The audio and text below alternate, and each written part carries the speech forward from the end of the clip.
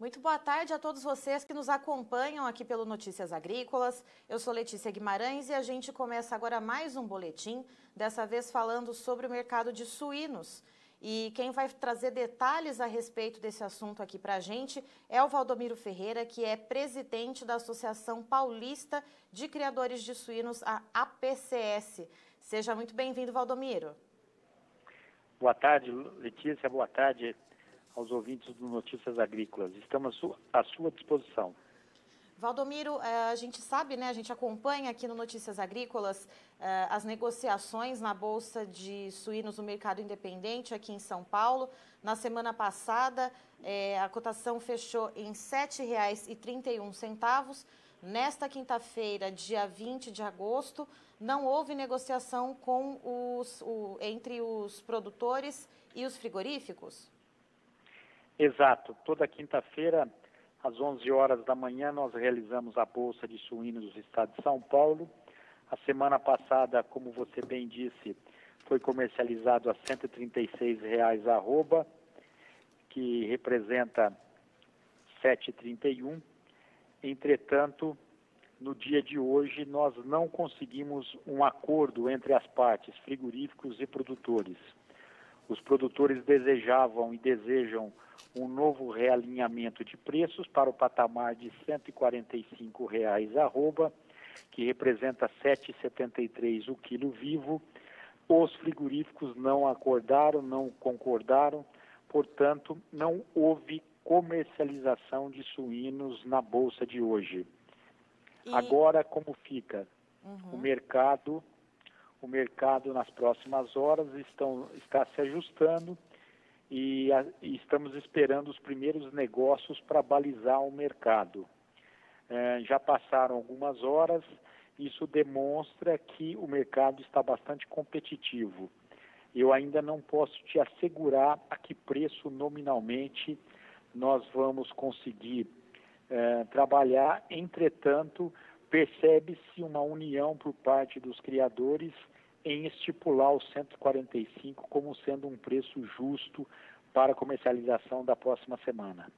Certo, Valdomiro. E apesar, então, de não ter havido esse acordo, né, entre produtores e frigoríficos, como que está a demanda por parte dos frigoríficos? Como que está a busca, né, das agroindústrias para novos lotes para abate? O que a gente percebe prevalece muito, e por isso que o produtor está querendo novos preços, prevalece a lei da oferta e da demanda. A demanda por suíno vivo é muito grande, continua aquecida, existe uma restrição muito forte na oferta de animais vivos, principalmente por animais leves. Isso está comprometendo as escalas dos frigoríficos. Por um outro lado, os frigoríficos, a semana que passou e esta semana, que está iniciando, quando a gente fala iniciando é para a semana que vem, os preços também do animal abatido houve uma correção. Em resumo, hoje a demanda é maior do que a oferta de suíno vivo. Certo, e mesmo assim, mesmo tendo essa procura tão grande, eles, né, essa necessidade de comprar tão grande, eles não acordaram em aumentar os preços ao produtor. Eles alegam alguma dificuldade de repasse do animal abatido, né, das carcaças ou dos cortes? Letícia, na verdade, é uma guerra de braço, e isso é normal dentro do mercado especulado como é o mercado de proteína animal. O importante dizer é que nós estamos chegando muito próximo do patamar que o consumidor tem o poder aquisitivo para a proteína animal.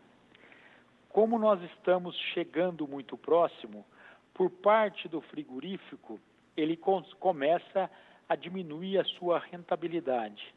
E por parte do criador, ele precisa pressionar melhores preços por causa do custo de produção, que está elevando considerável. Então é uma guerra de braço e quem vai decidir tudo isso é o próprio consumidor final, né? Se continuarmos nessa pandemia por um bom tempo ainda, e se o governo não liberar um valor emergencial, talvez nós possamos ter restrição às vendas de carne ou de proteína animal na ponta final lá do varejo. Nesse momento, a gente ainda observa, por parte do consumidor, uma opção na proteína animal, e para o mercado externo ele é muito vantajoso, né?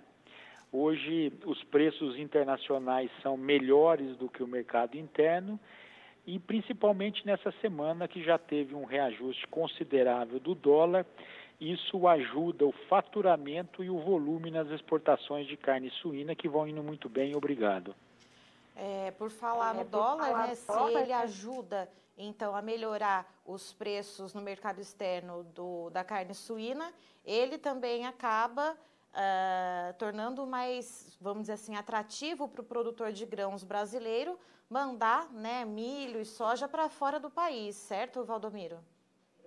Exato, e aí que está a dificuldade, aí que a conta não fecha. Enquanto nós estamos indo muito bem no nosso faturamento e no volume das exportações de carne, principalmente para o mercado chinês, o próprio chinês compra muito milho e soja nossa nesse momento. Isso é bom para o produtor de grãos no Brasil, com preços jamais vistos, e isso acaba endurecendo o nosso custo de produção. Hoje já há uma especulação no mercado de milho muito preocupante, já ultrapassou patamares de R$ 55,00 a saca de 60 quilos, e já estamos com um preço de sorgo, no meu modo de entender, jamais visto nominalmente, R$ 50,00 a saca de farelo de sorgo. E um farelo de soja acima de um patamar de R$ 2.000 a tonelada, posto região de Campinas. Esses três ingredientes grãos têm um impacto direto no custo de produção. Paralelo a isso, como você muito bem disse, esse reajuste do câmbio compromete também a outra parte do custo, que são as vitaminas, aminoácidos e premixes. Ontem,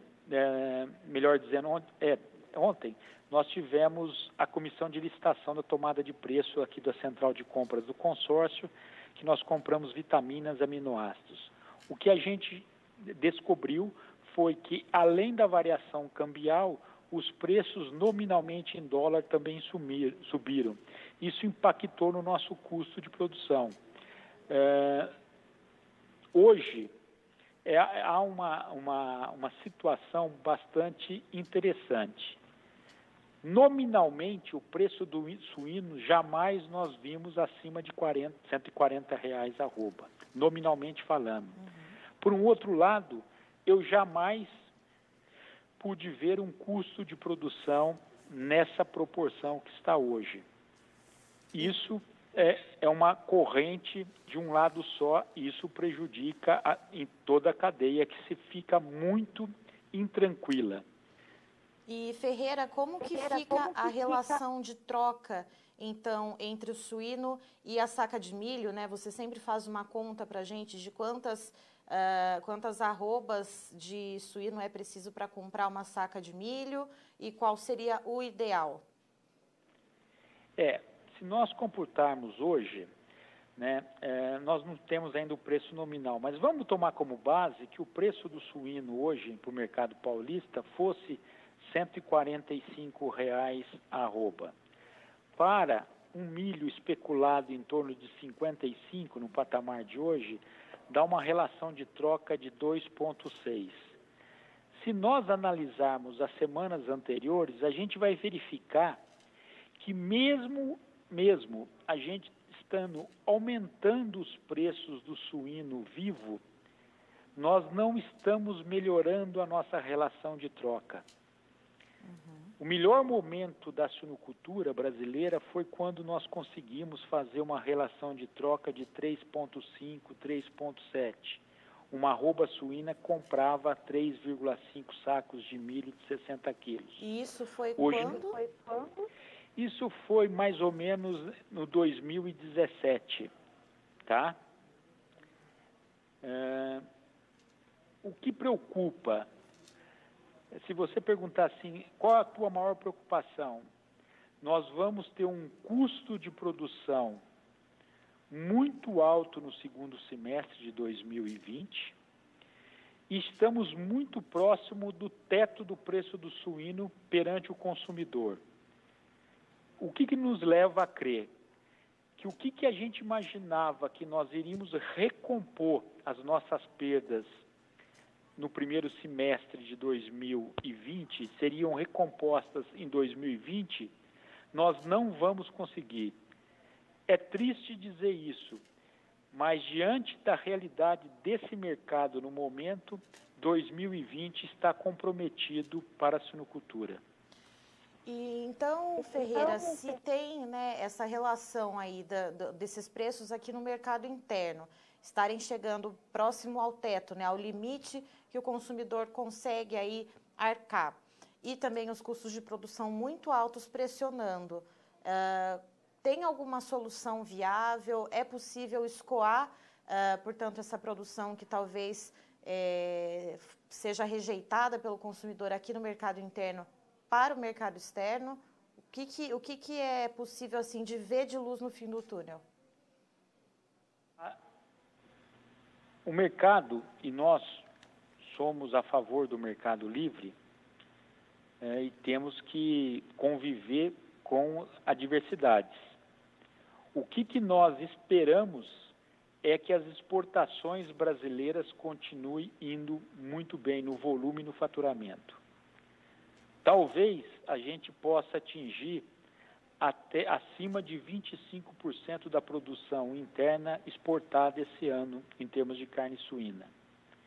Isso nos assegura um pouco os preços competitivos, tanto internacionalmente como no mercado interno. Certo. Na questão de... perdão.